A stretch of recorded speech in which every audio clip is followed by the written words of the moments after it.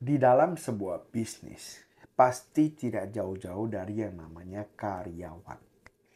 Mungkin untuk pebisnis baru masih bingung sama tingkah laku karyawan. Untuk pebisnis lama udah hafal. Segala macam karyawan udah pernah dilalui. Jadi udah ngerti lah. Namanya itu karyawan itu beraneka ragam dan aneh-aneh.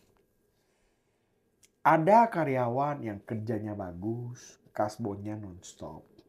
Ngutang terus. Utangnya gak kelar-kelar. Gajian naik tetap ngutang. Itu sering kita dengar. Ada karyawan yang skillnya bagus. Sama semua orang gak cocok. Ada juga yang karyawan skillnya gak bagus. Sama orang lain gak cocok lagi. Tetapi kalau berhubungan dengan karyawan, kita itu harus tahu cara handle-nya. Kalau seandainya orang ya yang selalu sifatnya itu ngutang terus ya, nonstop terus ngutangnya, itu gampang. Setiap kali dia gajian, kita itu langsung potong untuk pembayaran kasbon. Ya mungkin dia agak ngomel-ngomel, agak ngeluh ya, tapi mau gimana? Kalau enggak utangnya nggak bakal bisa kelar. Kalau ada karyawan yang suka banget ngatain karyawan lain, si ini males, si ini jahat. Biasanya ini tipe karyawan toksik. Jangan terlalu didengerin. Justru kalau dia ngomong apa, pergi cek. Bener gak kayak gitu? Apa gak dia yang seperti itu? Kalau dia yang seperti itu terus menerus, ganti dengan orang lain.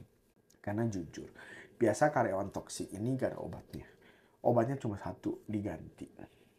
Nah, untuk sebuah bisnis, kenapa perlu karyawan yang bagus? Bisnis itu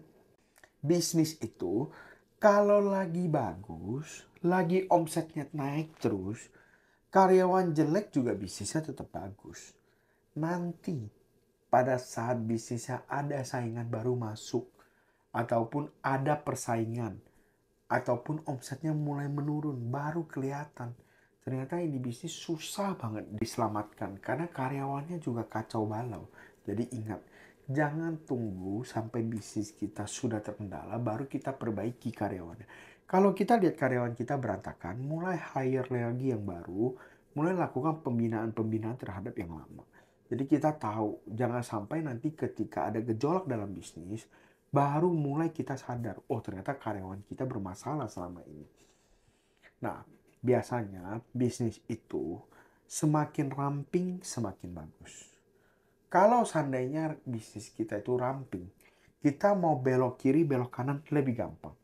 Kita mau melakukan kebijakan A, kebijakan B lebih gampang.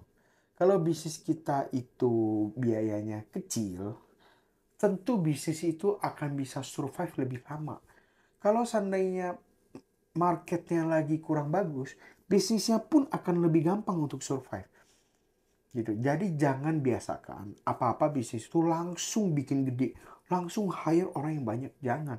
Kalau bisa dikerjain sendiri, kerjain dulu. Kalau bisa satu orang, kalau bisa dua orang. Jangan buru-buru. Tapi kalau memang mau jalannya jauh, ya harus hire yang banyak karyawannya. Jadi kita harus tahu kapan saatnya kita hire, kapan saatnya kita itu masih stay dalam ramping. Keuntungan kalau sudah besar banget, boleh kita hire lebih banyak.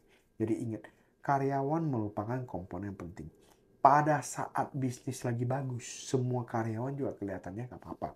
Tapi kalau nanti pada saat bisnis lagi jelek, baru kita sadar ternyata karyawan kita udah kita gak bisa selamatkan. Jadi ingat, tata karyawan kita sebelum bisnis kita itu bermasalah. Thank you.